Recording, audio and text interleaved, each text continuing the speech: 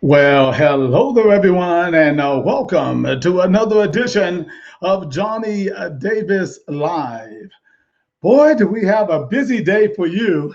We have three exciting shows that are going to be discussing several things. Our first show is going to be with a special nurse that we recently met, Miss Bernstein Goodine. I'm going to probably mimic that name a couple of times, and she can correct me when she's on a little bit later on. And then on the 1 o'clock hour, we'll be speaking with Miss Jenny LaPrairie and Mr. Keith Richardson.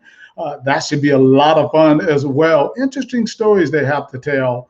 And then at the 2 o'clock hour, we'll be speaking to our Legion Sports Festival promoters and our iCare PKB promoters who will be putting on this excellent event in October in Reno, Nevada at the Reno Sports Convention Center. So we're looking forward to speaking with everyone today. I hope you guys are buckled in with us, right, and enjoy some of the great conversations we're going to have today. I always want to thank our sponsors, Blackout Fights at blackoutfights.com and Eastern Offset Printing for all they do for us. They're out of Atlantic Beach, North Carolina. Today, guys, like I said, we're going to talk about several things here. One of the things that I want to talk about before our guests come on a little bit later on is going to be about activism.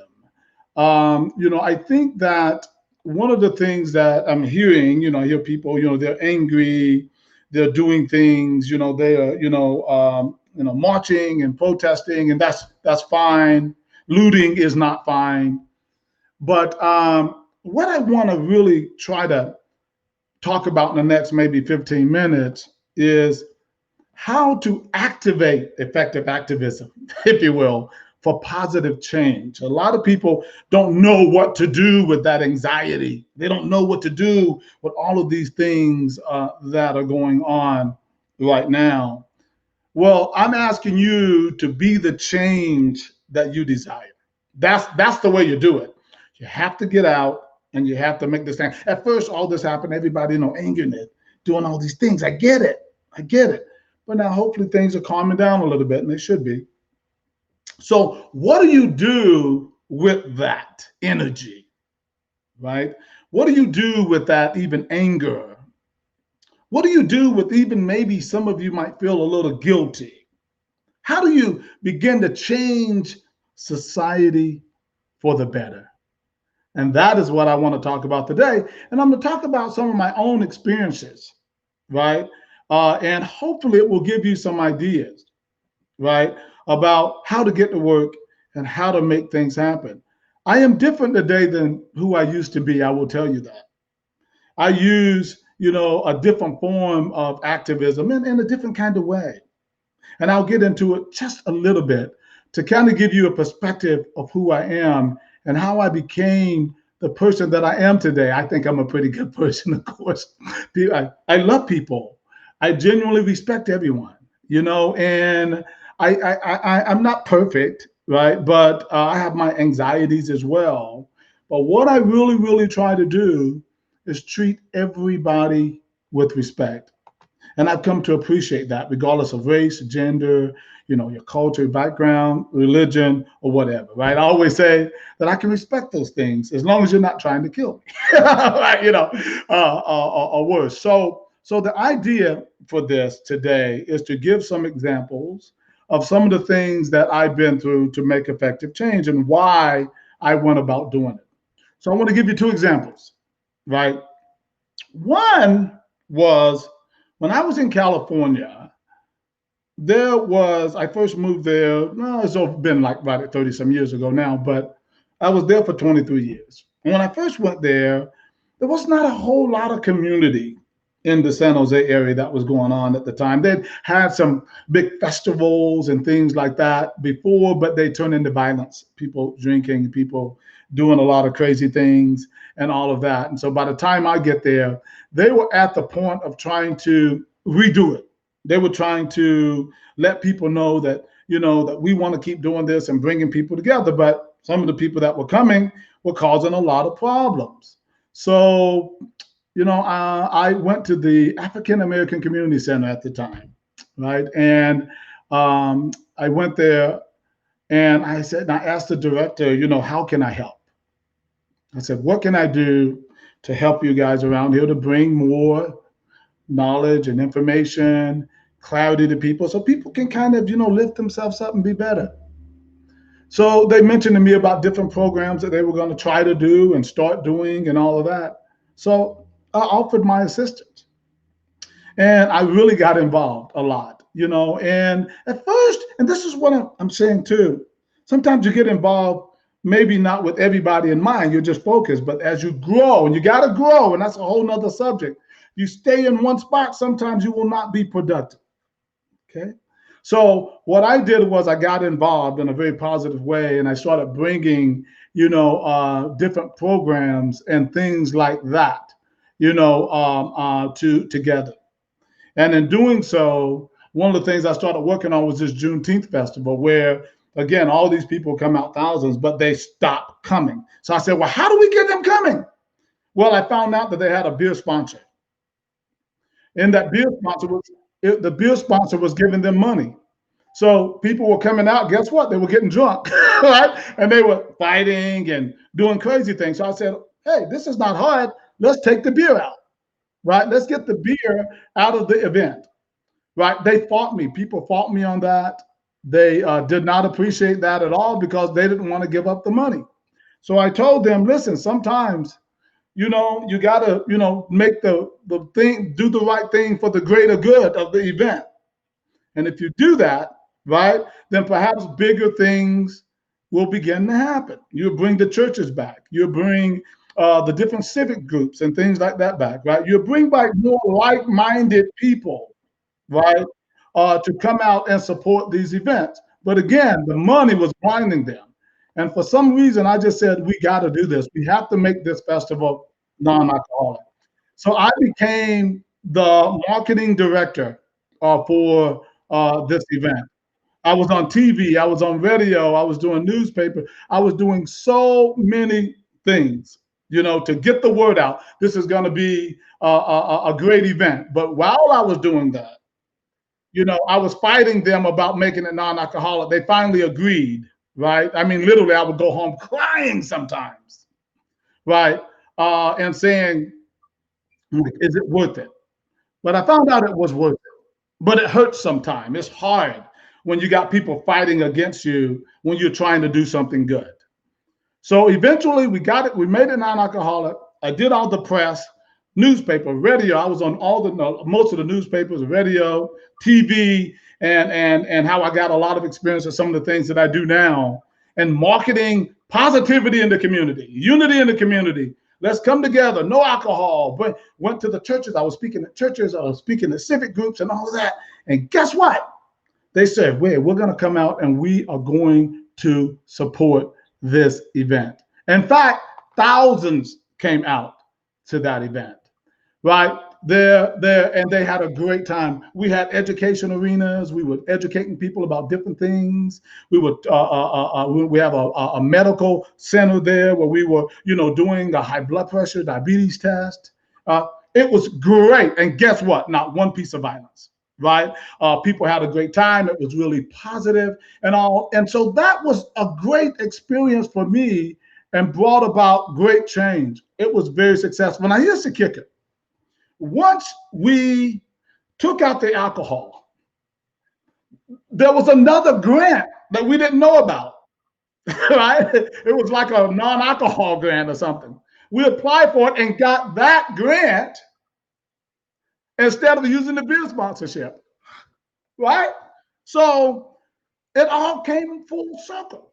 So they still ended up getting money. There were people that were involved. It wasn't just me. There were great people that were involved in doing that. Many of them have gone on right now, and I thank them for the lessons. The Mina Jahis and Miss Eva Jones, and so many, so I can't even name on. Probably shouldn't start. But there's so many people that were involved in making that happen. And in the very end, I remember them inviting me to go and accept this award after the festival, because it was because of my push for non-alcohol in the festival. And I know some of you guys drink. What alcohol got to do with it? Well, it could have something to do with it in events like that. People people brown bag, trust me, okay? It wasn't like people didn't have, drink, but they had it in their own person. It wasn't people all out there with a beer, drinking and causing problems. Sometimes we as a community have to look at these things, right? The quote unquote leaders of the community have to look at these things in order to make real change. Anyway, very successful event. I was very happy that that came out very well. And since I've done things like that since I've moved back in Dillon, South Carolina, someone can tell you about the Newtown Festival Reunion. I went there with the same model. It was very successful. And a lot of other events have come as a result of that. One more thing, and I'll be bringing on my guest. I remember they used to always, and maybe they still do, in San Jose, they used to have a Martin Luther King train ride every year. And in that train ride, right, they would, travel from, let's say, San Jose to San Francisco, right? And it was symbolic of a march. And I don't have the march on the top of my head that Martin Luther King did. I think it was in Selma, Alabama, something like that. Well, I don't have to go into all that right now. But it was a great event every year. I remember one year when I first attended, and I was always, by that time, I was very involved in the African American Community Center and doing a lot of things, like I said, having events and stuff like that. And they were really appreciative. But I remember on that march, I had a bullhorn in my hand and I was singing. I know you guys think I can't sing, right? And I can't, right? But I was singing all of these songs, we shall overcome. And I was having a great time and everybody was going along and we were having a great time. And then I heard some young folk got in a fight and some young man was killed. I remember this well. I sat down on the side of the road with my bullhorn and I just cried. I was broken by the idea that we were having such a good time and all of it went right down the drain, right? Because some people got in a fight and someone was killed. Some people who did not have the conscience of what we were trying to do better for the neighborhood. I sat there then and I vowed. I made a vow. So I'm going to change this. I am going to fix this so that things like this will not happen. I didn't realize what I was getting into and how big a task that was, and obviously it's still going on. But for the following year, I got with the director of the place and I said, I have an idea. This is what I want to do. I want to form a committee and we're going to look at this whole event and we're going to make it so exciting for people, so busy for people that they're not going to even have a chance to do anything crazy. So I noticed in the morning, they would all gather at the train station and they'd just be talking. Nobody was doing anything. You know what I did? I took my little committee and I formed an assembly, right? We had dances and singing and choirs and speeches and all of that morning. So people were so busy, they didn't have time to do anything crazy. And then I took my committee on the train ride, in each car of the train ride, I organized a person to play different games, charade and Monopoly and all that. Guess what? They had a great time. Some of them were singing and, they were having a great time. They were so busy, right, that they did not have a time to get crazy, if you will. Some of those people, that's not everybody. Wasn't even the majority. It was just a few. Then when we got on the march, I had people at different sections of the march leading songs like I did, right? And people were just having a great time. I had so many people that came up to me saying, what a great time. Oh my God, this was the best train ride ever. And we did that for a few more years. I don't know what they're doing today. My point is that you have to take your anger and the angst and your even guilt, and you have to put it to work in the community if you want things to change. You have to be the change you desire.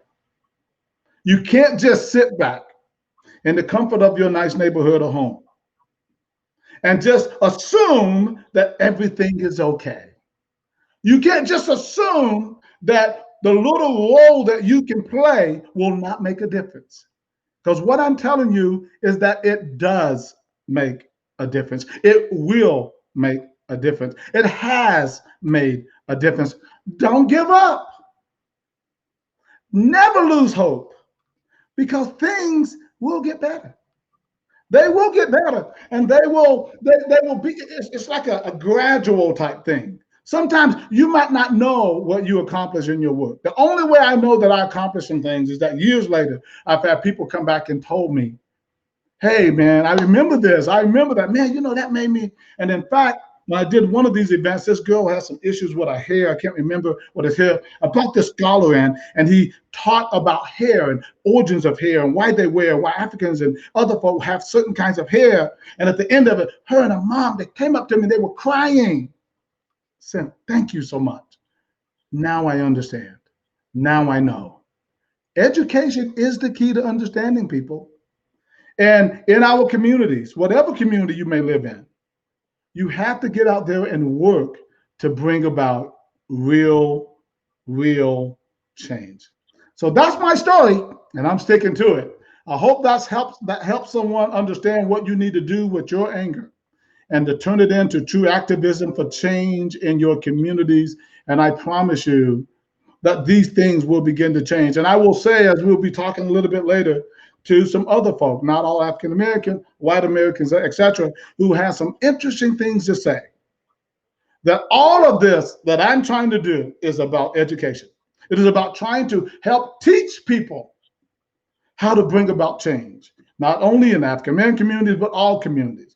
Everybody has to get educated. Everybody has to be able to understand. Everybody has to open their hearts and their minds to the plight of other people. You have to.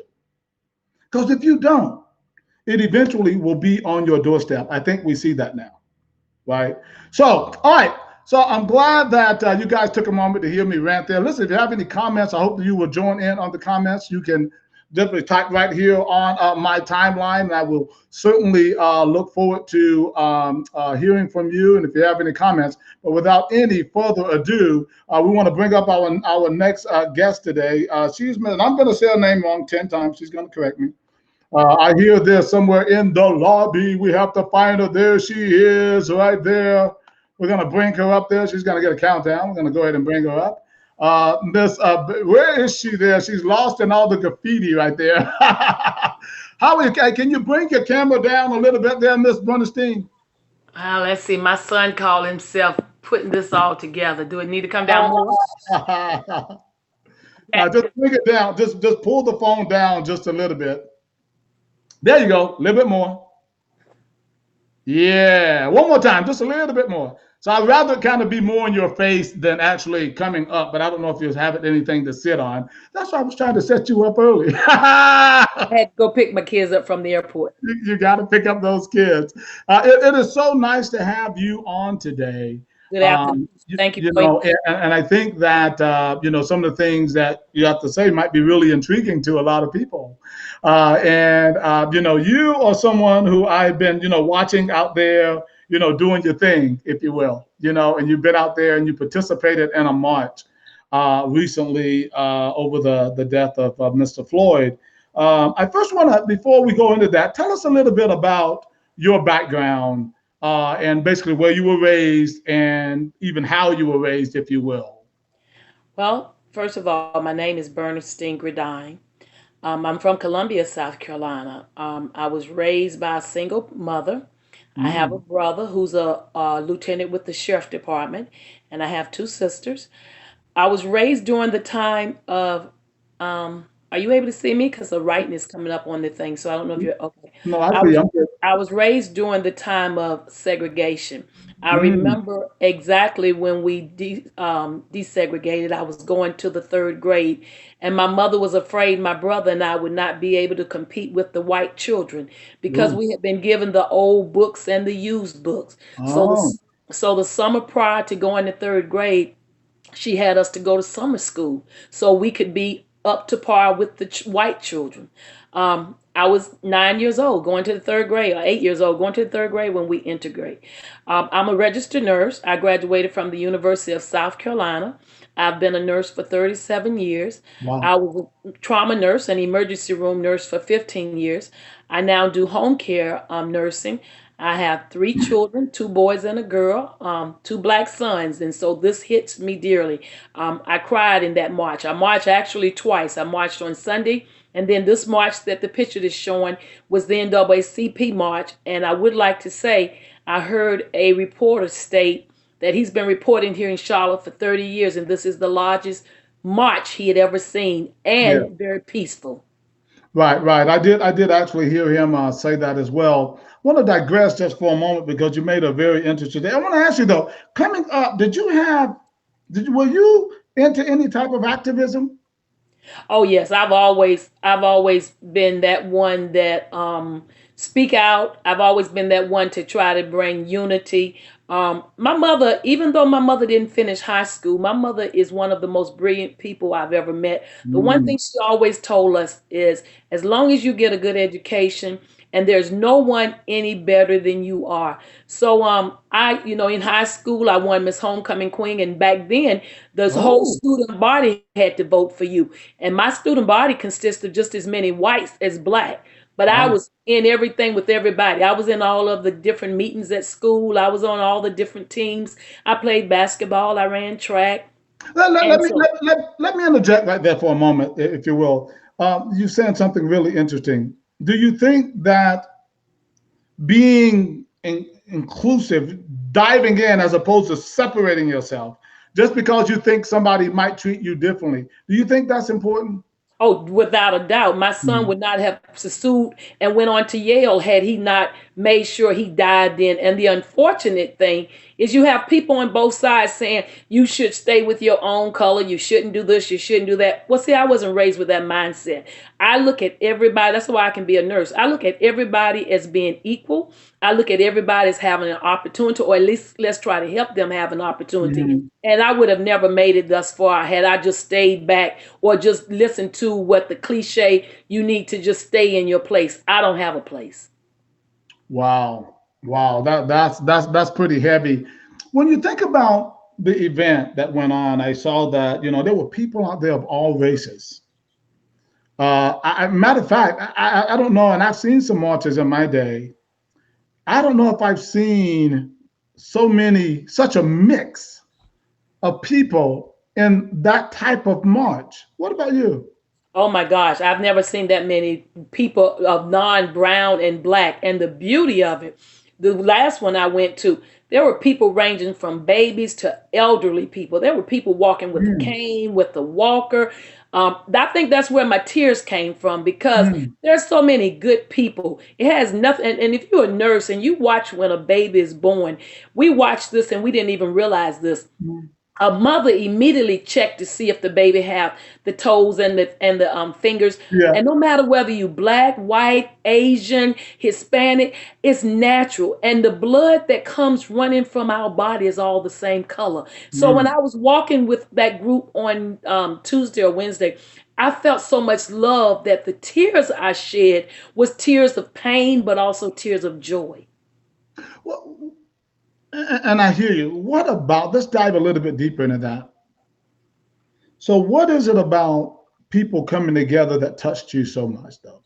Because the news media and some people want to make us think that we are so divided, and that's not true. Because the one thing I saw out there, I saw people giving old people water. It didn't matter what color they were, it didn't matter what race they were. We all was smiling. On one of the buildings, people were doing black power, and these were white people doing black power, and I'd reach up and do black power to them. Or when they told us to all lock hands, these Right. little young girls. As a matter of fact, let me tell you this. When I first pulled up, there was a group of black and white teen, maybe in their 20s or college kids. And I said, guys, where y'all going? Where's the walk? They said, ma'am, you may come go with us. But then what really got me is they said, would you mind joining us in prayer? And we all held hands. Oh, I'm about to cry. Bow our heads and we begin to pray. And when I was praying, I saw children, I saw young kids who were hurting, had nothing to do with their race, had nothing to do with their economic status, and they were all in it together. That was so beautiful. Right, right. Yeah, that's very touching when people come together. I think that people forget we should forget about all of those differences all the time, but we don't. But seem like we have more of a tendency in times like this that we do forget about them. If we could just keep that steady, That's moving true. forward, I think things could be so much better. You brought Right. out a point a little earlier about things like that made you cry. I'm curious about though, as a mom of black men, um, when you saw that police officer's knee on Mr. Floyd's neck, how did that affect you? And do you have that same fear for your boys? Like I stated, I have two sons, Benny and Marty. And the one thing I taught them at a very young age was what the protocol, and that's what I call it. You get pulled over by a cop, I need you to keep your hands on the steering wheel. I need you to already have your registration, your license out, or if you haven't gotten it out, ask for permission to get it or tell them where it's located. So we've gone through this ever since they've been very young. And Benny has been a little bit more luckier than my Marty. My Marty is the one that went to Yale and he's been pulled over, came home and running around in the neighborhood, and some neighbors called and said there was a black guy unidentified running in the neighborhood, and he had to let the Mm, cops know that he actually lived in this neighborhood and had been living here for many years. He just was home on break from school. right. So much pain came up, and when he said, this man I think is 40 something years old, I don't remember exactly, but when he said the word mama, mama, there's not a mother in this world, I don't care what color you are, that did not feel that pain. That could have been my child saying mama. When my son came home and told me he had been pulled over by the cops, and he told me of an incident where he was sitting in Walmart and someone had stole something. He had no idea what was going on. He was listening to music in his car, once again visiting home from school, and he looked up and there was guns pulled out on him. And they told him he fit the description of someone who had just stole something out of Walmart.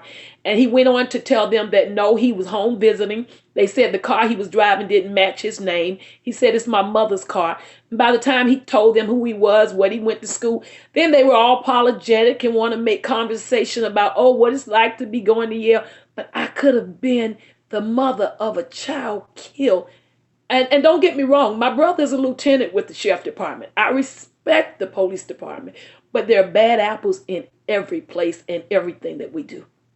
Yeah, you're definitely right about that. And I often think about that. Obviously, I'm African American, and I live with that fear. I just think about a mom though, because I have fear for my son, my daughters as well, and but I just thought about this a little bit more as I was putting this together for you, about how you must feel as a mom, having the two black kids. I want to change gears for a second. One of the things with this COVID-19 going on right now, and you being a nurse, one thing I noticed, and it was weird, that almost everybody out there had on a mask. I mean, I don't know if it was just me, but it looked like to me almost everybody had a mask on. I think I only seen, and I'm not exaggerating, out of the thousands of people, and I was walking from one end to the other, I think I only saw two people, and they did have them, they didn't have them up over their face. Right. Some folks said it was mandatory, but you're talking about compliant, you're talking about beautiful. I took a picture of a little baby on Sunday, had on a full mask, on correctly, everybody had on some form and some type of mask because we were chanting, we were singing, we were very much close, not 6 feet distance. So yes, my son was concerned, Mom, you don't need to be going down there. Well, I have on an N95 mask, as you can Right. see on the picture, Right. which is, but the beauty of it is everyone had on a mask. Well, one of the things about that too, I've kind of wondered, and I need to. You're a nurse, maybe you can answer this for me. They talk about the social distancing. Doesn't that change though a little if you have a mask on? Well, this is the thing about the mask. If you put on a regular mask or you put on the one that's across your face, like a lot of people are wearing handkerchief, What it does, it protects that other person.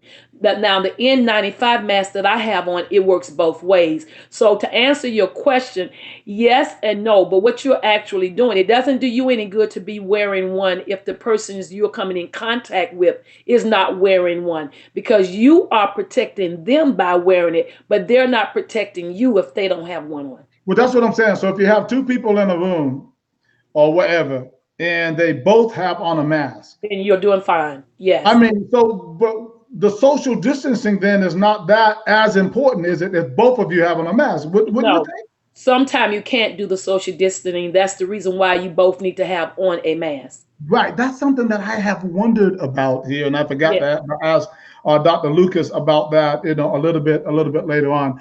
You deal with a lot of people. Uh, what is your message to those of other races about the plight of African Americans in particular, and what maybe they can do to help make this better? Well, it's I'm glad you asked that question because I'm going through this right now, especially being a nurse. I'm going into a lot of patients' home, and I've heard some people say some very insensitive things. I will never ask you to truly understand what and how I feel, because being a black mother of two black sons, unless you are in that same boat, you can only imagine how I feel. But I do ask that you take time and at least try to be more sensitive to my pain. At least try to understand that, I don't really know how she feels, but like a lot of my friends on Facebook have sent me messages, but I'm here for you. Tell me how I can help you. We're quick to jump. One guy said to me, well, they all downtown doing this and doing that. They want somebody to give them something for free. No, we don't want anything for free.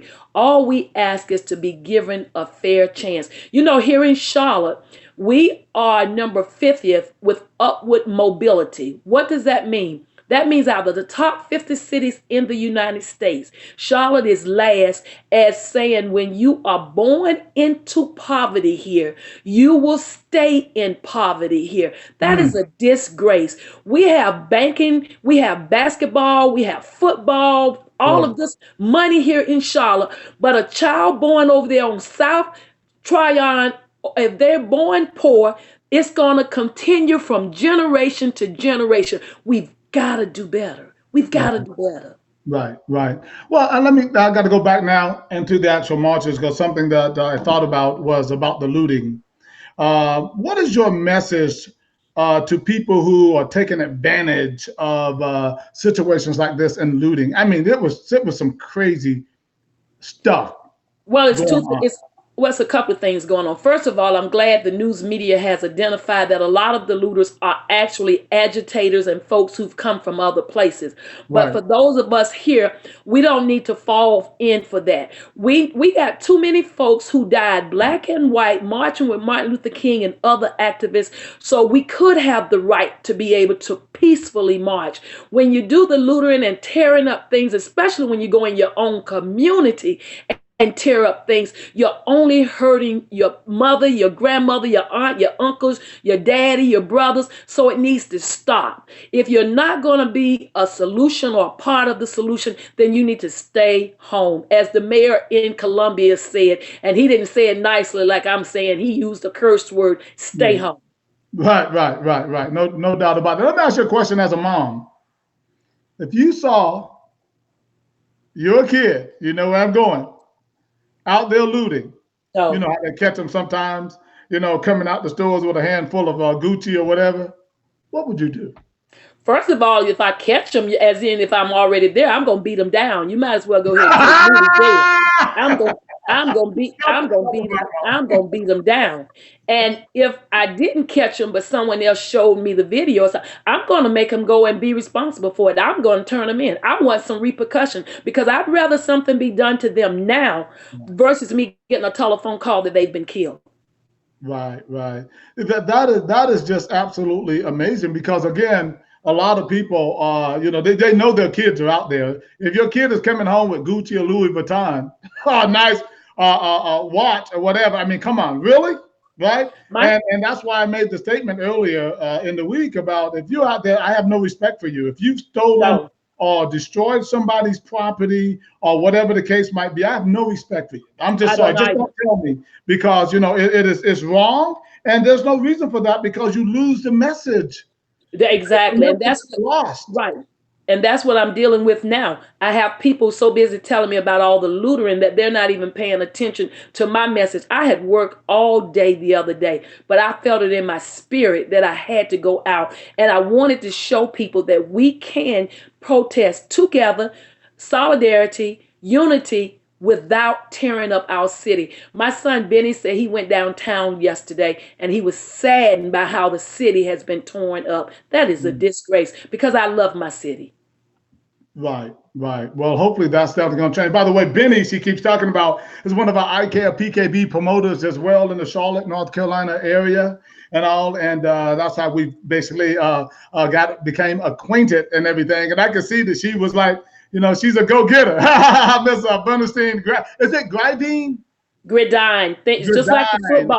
like the football field, like the gridirons, but I'm gridiron. Right, right, right. The one of the things that also, what would you suggest again to people like yourself in your own community? How because one of the things about being proactive and making a change in your community, what would you say to them now about being proactive and making some change in their communities? The number one thing I would say to everyone, folks have asked me for years. I used to go downtown to the school board meetings and different things, and people would say to me, but you have your children in magnet schools, and you have your children doing this, and your children are both college educated young black men. Stop with that mindset. Mm, Until all of us win, none of us win. Yes, I don't have any young son, or both of my boys, thank God, are employed and all. But yeah, I walked yesterday or the other day for everybody, not just for Benny and Marty. So we've got to quit sitting on our couch and saying, well, it's not my family. It doesn't involve me. Yes, it does. It involves each and every one of us. And I'm not saying everybody, because I'm almost 59. So maybe a lot of my friends can't get up and walk the long walks that I've been doing. But if you can't walk, get up and make some telephone calls. There is something each and every one of us can do. We've got to get away from that. It doesn't involve me, because if it's not at your doorstep today, believe me, it's coming. it definitely is. Wow, Miss Bernstein, I'm gonna get it right eventually. You've been absolutely awesome. One final thing, on my next show, I'm going to be talking with some people who've written kind of testimonials, if you will. They're white, and they are talking about, they want to be more responsible, if you will. What I have not read are African American people who have written similar things. I want to just bring a twist it a little bit in that perhaps I've jumped a gun. Perhaps I have called somebody a racist too fast. Because perhaps I have prejudged someone or was prejudiced to someone just because of the color of their skin too fast. Right, I've right, not heard enough African Americans say that because we got to balance this thing. It's right, both sides. So, what right. would be your thoughts on a message for those people who that have problems, who maybe have changed, haven't said anything, maybe they haven't had this format to do it either. But have you seen a little bit of that? That maybe if we haven't, do you agree that perhaps we should take a second look? Have I seen folks that have judged people too quickly? Well, yes. And have you seen people maybe saying that, maybe I should take another look at myself I think before I prejudge people? I think with the COVID-19, I think with these killings, if you see more and more entertainers, more and more people are coming out saying, you know what? Even some guy, and I don't know his name right now, but the guy who said something about Kaepernick taking the knee, he has since apologized. He said that he talked real bad about Drew him. Brees. Yeah, no, not Drew Brees. It was another gentleman. My son Marty sent me the information. Oh, It was a news reporter, a commentator, or someone. mm, He made a statement some years ago, and he has since publicly apologize, because with all this going on, it's making more people take a look at themselves and Oh, okay. realize that, wait a minute, maybe I did jump the gun too quickly. Maybe and I think this protesting with all of us coming together, I will be very honest with you. I have never ever realized that so many white people cared like I saw the other day. Right. And that is my point. A lot of people try to make this about all white people this. Oh, no, that is just not the case. It's not. No, You have some little cubby holes of racism on both sides, right? On all exactly. sides. And Exactly. what you have to do is find the like-minded people and move forward. And again, my Exactly. guest on the next show, those are some of the things that we're going to be talking about and all, Right. and about the change. So earlier you were talking about this person who said that was African American. Said that The said that person that you were saying that apologized was African American. no, the person that did the apology was a white man. Well, but hold on. I want to get back because I want to close this out correctly. Do you know African Americans? This is a different turn on the question. Right. Who have looked inside of themselves and Yes. said, perhaps I have misjudged white people and putting them all into one basket that they're racist. Perhaps I have, just because a guy didn't speak to me, I called him a racist, or he must be prejudiced. Have you seen black people that have Yes. taken a second look at themselves about change? Because that's what I'm hearing from some people on the other side. I'm even hearing that from my own mother. I'm even Yeah, hearing that's that what from I'm talking about. Yeah, I'm even hearing that from my old mother. My mother grew up during the very almost near the Jim Crow era, and I'm even Yeah, hearing her and other folks say, "Man, look at all those white folks that care. Man, look at those folks that's marching with us." that's what I'm talking about. I'm hearing it from a lot of people, but even a lot of older people. That's why there's no such thing as you can't change, because their mindset and their hearts are being changed. I guess because we have more news media now, cell Mhm. phones, all social media. But yes, I'm hearing people who were stone cold black people who thought that all white folks thought alike, all of them were out to get us, and I'm hearing them Right. now saying, no, that's not true. Bam. That is what I'm talking about. It's both sides. We Right. all have to work together for change, right? Exactly. And it's Yeah. not just about COVID, and it's not just about like Mr. Floyd and Mr. Aubrey, and No. it's about just everybody coming together and looking at each other's plight. Because as I talked about in another show about the book Miseducation of the Negro, is miseducation of everybody, because everybody's Exactly. confused. They need to be concerned and have empathy for one another. I Well, you know agree. what? You have been absolutely awesome. No, it's But great thank time. Thanks so much for coming on Johnny Davis Live today. And I'll be talking to you real soon. And thanks for being a part of our PKB tournaments and working our East Coast classes. You know, coming up October 9th and 10th. All right. We're going to be in touch, have you there, and all of that. Okay. And as we continue to, expand our events across the country. All right. Thanks so Thank much, you for Chris. having me. Thank you for having me. You're welcome. Bye-bye. All right. All right, ladies and gentlemen, we were speaking there with Nurse Goodine. There, she's out of Charlotte, North Carolina. She's taking part in some of the marches that are going on for Mr. George, peaceful protest. The lady has done some great things. She's raised her kids. They've gone to college. They're well educated. They're businessmen, and all those are the kind of people that enter our community, and the people that we respect, and the people that are making real change. And that is what Johnny Davis Live is all about, is bringing people like that, more people like that to your attention. We'll be coming back up here in the next hour with a couple of very interesting people who also are making change, and Miss Jenny LaPrairie and Mr. Keith Richardson. Ladies and gentlemen, I want to thank you guys so much for watching Johnny Davis Live. Thanks again to our sponsors, Black Eye Fight Gear and Eastern Offset Printing. Fort March. This is Johnny Davis Live, and I'm checking out. Talk to you soon. Bye-bye.